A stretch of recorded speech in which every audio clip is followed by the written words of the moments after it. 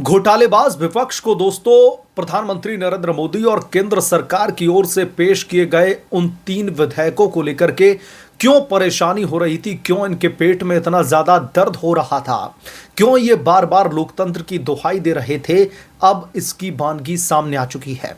दरअसल केंद्र सरकार की तरफ से जो 3 विधेयक पेश किए गए हैं, जिसमें कि अगर 30 दिन से ज्यादा तक कोई भी नेता भ्रष्टाचार के किसी भी मामले में या फिर ऐसा कोई मामला जिसकी सजा 5 साल से ज्यादा हो या फिर 5 साल हो, तो उसे 30 दिन के बाद में अपने पद से या तो इस्तीफा देना होगा या उसे खुद ही बर्खास्त कर दिया जाएगा।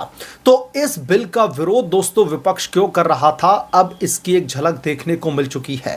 दरअसल दिल्ली के पूर्व मुख्यमंत्री अरविंद केजरीवाल के बहुत ही करीबी और बहुत ही खास नेता सौरभ भारद्वाज पर कानूनी हंटर चला है और इस कानूनी हंटर चलने के बाद में राजनीतिक गलियारों में अब इस बात को लेकर के सुगबुगाहट तेज हो चुकी है कि ये नेता क्यों केंद्र सरकार के द्वारा लाए गए बिल का विरोध कर रहे थे और क्या सौरभ भारद्वाज की गिरफ्तारी हो सकती है।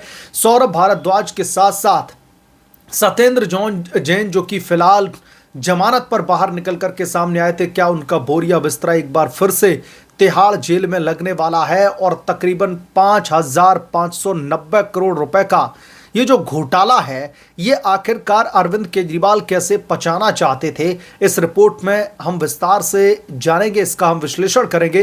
लेकिन रिपोर्ट में आगे बढ़े उससे पहले आपसे विनम्र निवेदन है कि चैनल को सब्सक्राइब कर लें और अगर आपको वीडियो पसंद आए तो वीडियो को लाइक जरूर करें।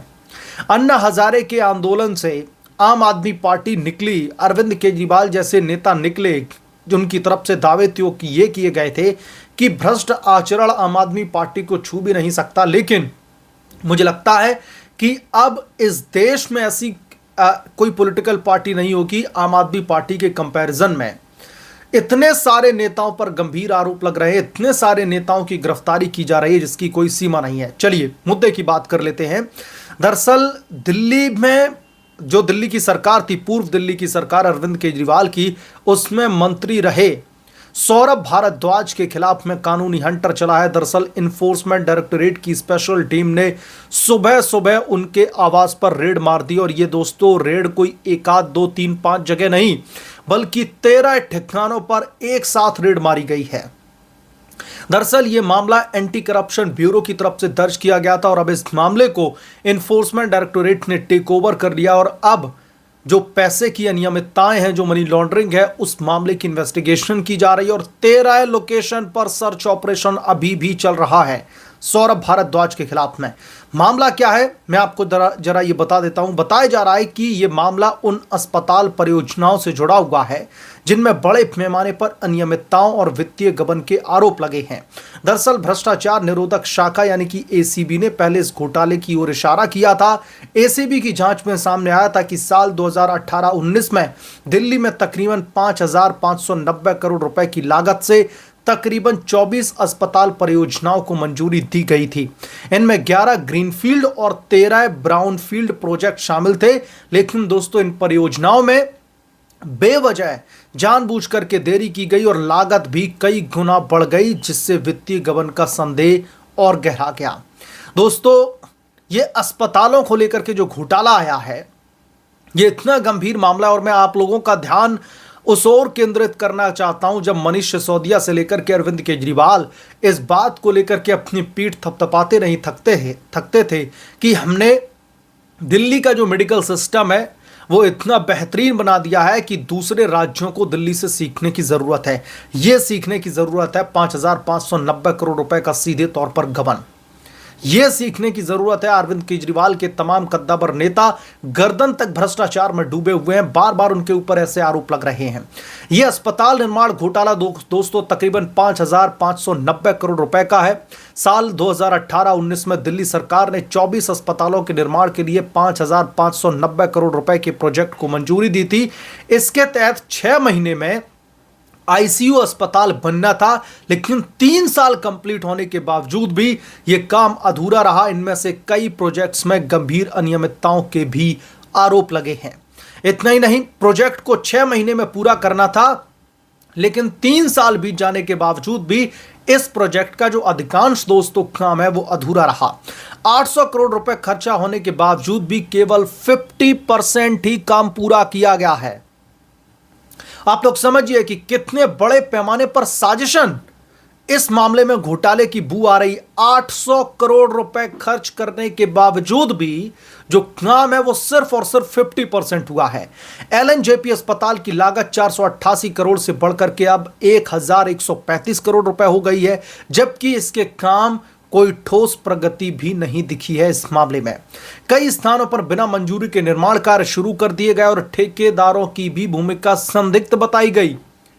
जैसे शराब घोटाले में गड़बड़ झाला किया जा रहा था ना, ठीक इसी तरीके से जिन ठेकेदारों को ठेका दिया गया इस काम को लेकर के, उनकी भूमिका भी संदिग्ध के घेरे में है। हॉस्पिटल इंफॉर्मेशन मैनेजमेंट सिस्टम यानी कि HIMS 2016 से पेंडिंग है, जिसे जानबूझकर के दिल्ली की मौजूदा तत्कालीन सरकार जो कि केजरीवाल की सरकार थी उसमें टालने का आरोप लगा है।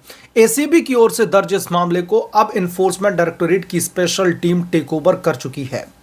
आप लोग समझिए कि यह वही केजरीवाल की सरकार है जो अन्ना हजारे के आंदोलन से भ्रष्टाचार के खिलाफ में एक झंडे बरदार बनकर निकली थी।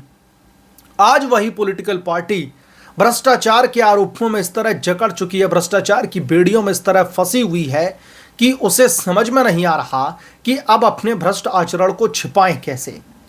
दिल्ली की जनता को अरविंद केजरीवाल ने किस तरीके से ठगा है, एक के बाद एक हमारे देश की जो जांच एजेंसियां हैं, जो इन्वेस्टिगेटिव एजेंसियां हैं, उनकी तरफ से नमूने पेश किए जा रहे हैं। चाहे फिर वो दिल्ली का शराब घोटाला हो, चाहे फिर वो दिल्ली के स्कूलों को लेकर के घोटाला हो, चाहे फिर वो दिल्ली की सड़कों को लेकर के घोटाला हो, या फिर दिल्ली में पानी को लेकर के जो टैंकर माफियागिरी चल रही थी उसको लेकर के घोटाला हो, और अब ये अस्पतालों के निर्माण में ही, वैसे मनीष सिसोदिया का भी केस निकल करके सामने आया था जिसमें स्कूलों के निर्माण को लेकर के क्लासरूम घोटाला एक निकल करके सामने आया था, आपको याद होगा। और अब यहां पर भी अस्पताल में भी इसी तरीके का घोटाला निकल करके सामने आया है, और यह सीधे तौर पर इन्फोर्समेंट डायरेक्टोरेट और एंटी करप्शन ब्यूरो की टीम की तरफ से आरोप लगाए जा रहे हैं। और यह रिपोर्ट जब मैं पब्लिश कर रहा हूं उस दौरान तक भी सौरभ भारद्वाज के तकरीबन 13 ठिकानों पर एक साथ सर्च ऑपरेशन चल रहा है। एक साथ जो है इसकी इन्वेस्टिगेशन की जा रही है, तमाम जगह पर रेड मार करके तमाम सबूतों को कलेक्ट करने की कोशिश कर रही है ईडी, ताकि कुछ ऐसा हाथ लगे जिसके बेसिस पर सौरभ भारद्वाज को जेल में डाला जाए। अब जैसा कि मैंने कहा था कि अब इस मामले में कितनी प्रोबेबिलिटी बन रही है कि सौरभ भारद्वाज को गिरफ्तार किया जाएगा। दोस्तों, सबसे पहले तो मैं ये क्लियर करना चाहता हूं कि इस मामले में सिर्फ और सिर्फ सौरभ भारद्वाज के ऊपर गाज नहीं गिरी है, बल्कि इस मामले में सौरभ भारद्वाज के साथ साथ सत्येंद्र जैन का नाम भी शामिल है। सत्येंद्र जैन अभी कई मामलों में जमानत पर बाहर चल रहे हैं, और एक बार फिर से उनके खिलाफ में हुई ये कार्रवाई इस बात की ओर इंडिकेट करती है कि क्या सौरभ भारद्वाज के साथ साथ सत्येंद्र जैन फिर से तिहाड़ जेल में जाने वाले हैं।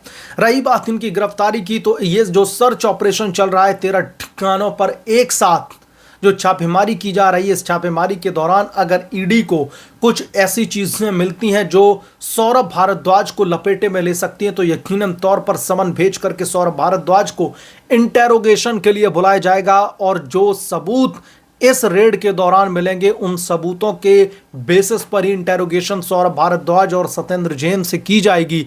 और अगर उन सवालों के जवाब सटीक तरीके से सौरभ भारद्वाज की तरफ से या फिर जैन की तरफ से नहीं दिए जाते हैं, तो फिर ऐसे में जो इन्फोर्समेंट डायरेक्टोरेट है वो इन्हें कस्टडी में ले सकती है, यानी कि इनकी गिरफ्तारी होना एक तरीके से तय है।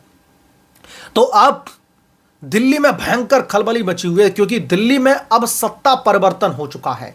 घोटालेबाजों की सरकार जा चुकी है। भारतीय जनता पार्टी का शासन है, और प्रधानमंत्री नरेंद्र मोदी का संकल्प आपको पता है कि ना मैं खाऊंगा और ना खाने दूंगा।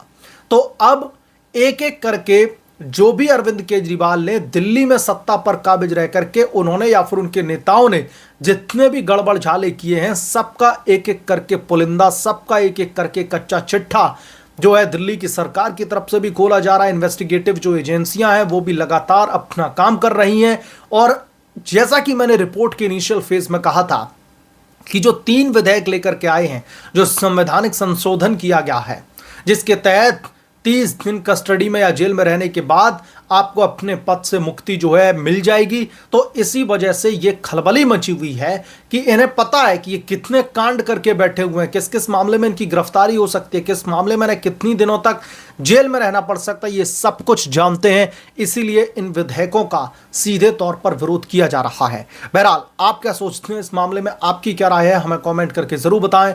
जल्द मिलूंगा किसी दूसरे बड़े अपडेट के साथ में, तब तक के लिए धन्यवाद। अगर आप लोग चैनल पर नए हैं तो प्लीज चैनल को सब्सक्राइब कर लें, साइड बने बेल आइकन को जरूर प्रेस करें ताकि जैसे ही मैं कोई नया अपडेट लेकर के आऊं तो इसकी जानकारी सबसे पहले आपको मिले।